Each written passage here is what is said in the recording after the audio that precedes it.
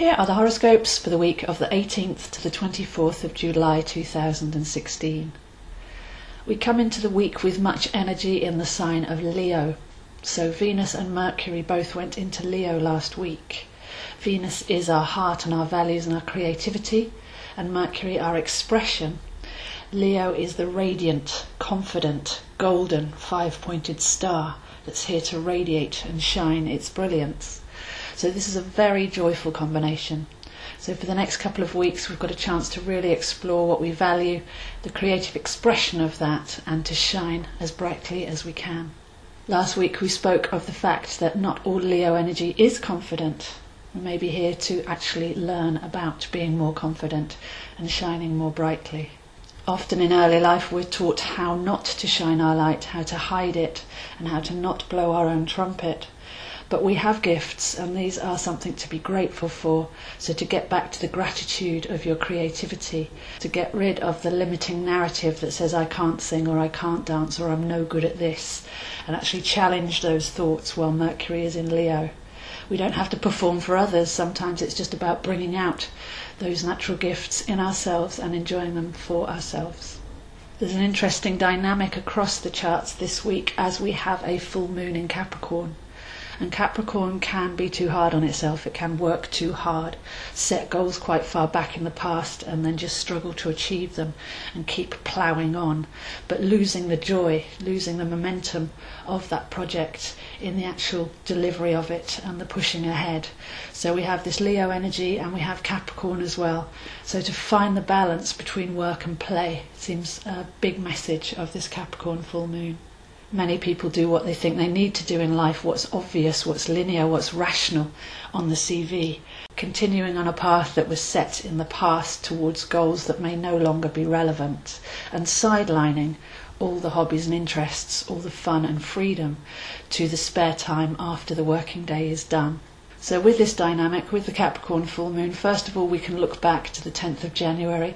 What did we start there? What were the intentions that we set? And then maybe revisit those. Is there enough play? Is there enough fun? Is there enough brilliance and excitement in those goals so that when we do reach them, we actually are happy and living our best expression? Because when we look at what work is, we're often trying to make money to be happy in the future, to make money at something that we think that we have to do. We sell our time for money. We put our valuable life force energy into doing things on a daily basis that we don't actually want to do, but we feel that we have to do in order to make that money, in order to have the time, in order to be able to express our creativity and excitement later on. But richness is being able to live a happy life, to be able to share our gifts and our confidence and to express ourselves and actually receive resource back from that to inspire others and to have a healthy daily energetic. So health comes in now, where we're putting our energy day by day. Is that actually zooping you up? Is that making you more radiant, or is it draining you? I like to see the CV as a pot of energy rather than a linear description of what's gone before. So once we stop and put more things that we love doing and more goals and ambitions that are energized into our pot, then the subconscious will find ways to bring more of that into our lives. You'll notice the opportunities and overhear the conversations and be guided towards the necessary training to include more of that in your day-to-day existence. Because working shouldn't just be existing. Working should be using all that you are and then expanding upon that and giving gratefully and generously. But we're caught in a world where we believe that we won't receive if we're having too much fun, if we're just doing what we like. So obviously with a conscience we do need to do what we like, but to allow ourselves to receive back from that, rather than I earn my money from hard work and then I spend it in my free time. That dynamic needs to go now with this combination of Leo and Capricorn, to find that balance between fun and radiating, joyful expression, and then where we're spending our energy and where we're receiving the financial resources and the security back from that. There's also a sense of daring versus security. Do we actually dare to allow ourselves to be our true selves, or do we feel that we need to limit ourselves in order to receive that safe pay packet at the end of the month? So Venus and Mercury in Leo are calling us to recenter, to get back to what really matters, to our values and our creativity, and to begin to filter a lot more of that into our daily lives, so that we slowly sculpt and change our lives into a better expression of who we are, rather than fitting into a job description that we've been given for limiting servitude. So it's worth looking at, where do ideas come from? We always imagine the mind. Some people imagine that the mind creates those ideas. We actually tune in to thought forms, and when we're conscious of this, we can tune into higher expressions. But our real values, our real goals need to come from the heart now, because Leo is all about the heart centre. So if it makes you feel great, if it's a high vibration, then that is a better place to set goals and intentions from than the mental checklist that we're used to. By Friday, the Sun goes into Leo, so moving out of Cancer into Leo, and that's the end of the Cancerian episode for this year. So we've learnt how to clear out any negative emotions, any negative programming, rinse ourselves so that we're lighter and brighter and freer to flow. And now the Sun steps into Leo, which is a truly radiant, courageous and energizing vibration. So can we allow ourselves to be glorious? Can we really express our warmth and our wonder and our uniqueness? Can we celebrate that? Can we bring that forth? We still have some tricky aspects in the chart as well. We have Saturn square Neptune. So Neptune is diving into our imagination, our intuition, and learning to create a dream and follow that intuitive path towards it, to unveil it. But Saturn going retrograde in Sagittarius is taking us back to unlearn and to relearn, so that we can structure on our realistic base, rather than that being just fantasy and staying behind the veils. So a really lovely square there saying go back, relearn, get to the point, what really matters and supports you, what is false and needs to go, what delusions are not going to build something of structure, but not dismissing the illusionary altogether, working with that imagination, because that's where we really create from, the subconscious imaginative worlds. So allowing that imagination but giving it a bit of a reality check, balancing those two out, so that when those planets go forward, because they're both retrograde, we're actually building on a stable foundation, but something of real worth coming right from our intuition and our bigger self, the possibility, rather than the limited thinking. So with this full moon in Capricorn on Tuesday, we go back to the beginning of January the 10th, and have a look at what we were aiming for then, and make the necessary readjustments, so that it's not just hard work, or it's not based on something that we thought we wanted, a goal that we set back in the past. So much has changed over the spring, with the Mars going forwards and backwards and forwards again in Scorpio, digging deep into our subconscious and bringing things up for challenge and cleansing, that we're actually very different people now than we were back in January.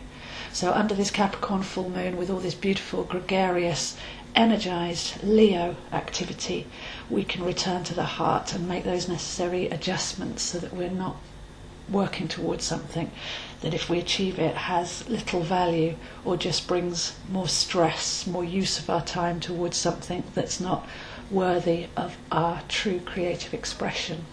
Because Jupiter's at a beautiful angle to this moon. Jupiter's going forward, saying what seeds do you want to sow now for the next harvest.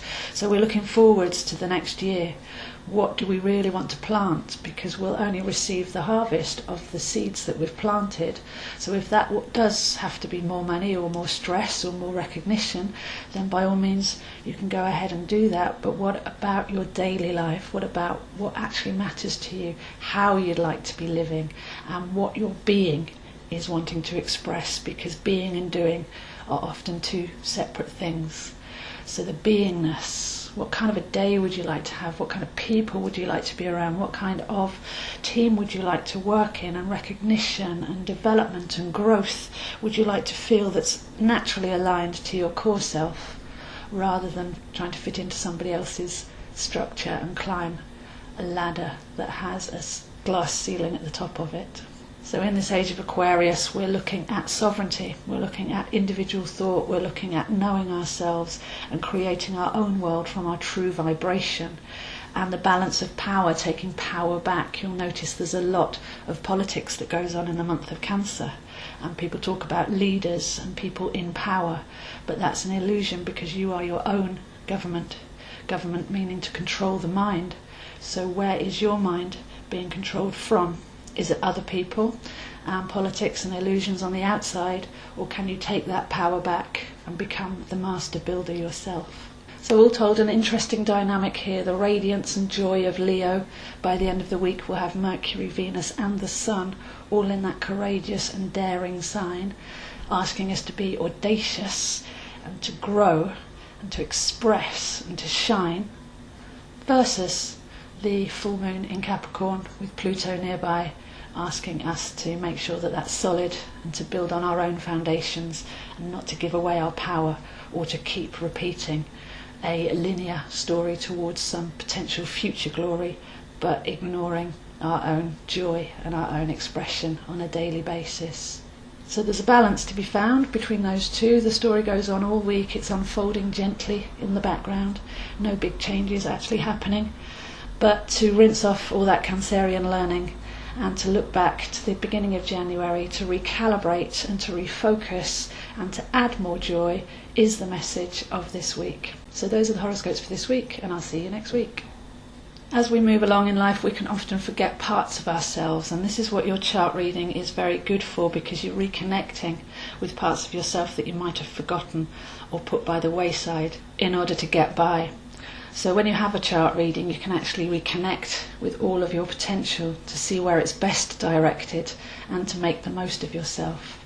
So I am available on Skype or one-to-one if you'd like to take a look at your soul plan, your birth chart, and see where you can make the most of all of your own personal energies, sculpt those into a purposeful life. We also have a look at the daily energetics and how they're affecting us, learning our own chart as we go along in the private members group. And there's many other surrounding discussions going on as well, but this is a beautiful, warm-hearted space where you can post up your chart and learn over the weeks and the months with a friendly group how to engage with the current energies and how they're actually affecting you and how to work with them on a personal level. I also have a whole series of courses, online courses, where you can learn at your own pace. You can set yourself that challenge for a year or up to 3 years with the big full astrology course, or I have a Tarot Trinity and a Feng Shui course and 2 courses working with the lunar cycles. So if you'd like to engage and put your mind into something worthy, something that's actually going to be revelatory and build that new skill, then please do contact me for more information. So for any of that, please contact me, zoehines7@gmail.com.